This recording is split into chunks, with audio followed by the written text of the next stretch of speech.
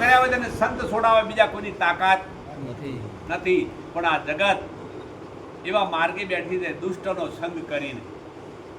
હા, ચાર વાણી બોલતા શીખી ગયા. હા, અરે એનો ભેદ જ સમજતા નથી. ભક્તિ કોને કહેવી, ભક્તિનો ભેદ શું છે? હા, માન બડાઈ, એકબીજાની ઈર્ષા. પ્રભુના ભજન માટે આ બધા કેવા છે? આ દુષ્ટ લોકો કહેવાય, અને ભગત ના કહેવાય, અને સજ્જન ના કહેવાય, અને સંત ના કહેવાય. હા, સંત તો મારો વાલો એવો જ સંત સરવર તરવર ચોથા વર્ષે બે પરમારથને કારણે ચારે ધર્યો છે દેહ.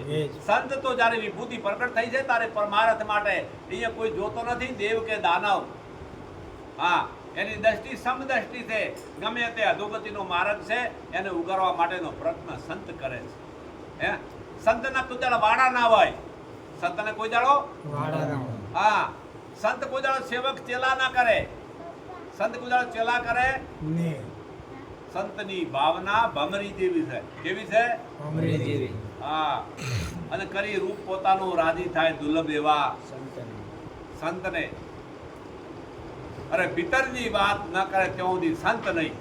હા, આત્મ તત્વ ચીન્યો નહીં ત્યાં લગી સર્વ સાધનાઓ બધી જૂઠી. ગુરુ તમને પૂછે કે આત્મા ઓળખ્યો છે? હા, કોને કેવો આત્મા? સભાની અંદર તમે આત્માને ઓળખો છો? અરે આત્મા ન ઓળખ્યો હોય તો વાત છોડી દો, તમે તમને ઓળખો છો? ગુરુ કરી દીધા ને કોઈ માથે હાથ ધરાયા ને કોઈ કે અમે ગુરુમુખી છે, અમારા ગુરુ આવા છે ને તમારા ગુરુ તેવા છે. હા, સંત તો મહાન છે. આ સર્વોપરીની દ્રષ્ટિમાં સંતને એક જ દેખાતું, એમાં કોઈ નાના કે મોટું દેખાય નહીં, કોઈ જુદું દેખાય નહીં. સંત દયાળુ છે, પરોપકારી છે. માટે આવો મહિમા આપણા ભારતમાં નિરાંત બાપુનો નિરાળો મહિમા ચાલે છે. કયા મહારાજનો? નિરાંતનો જ્ઞાન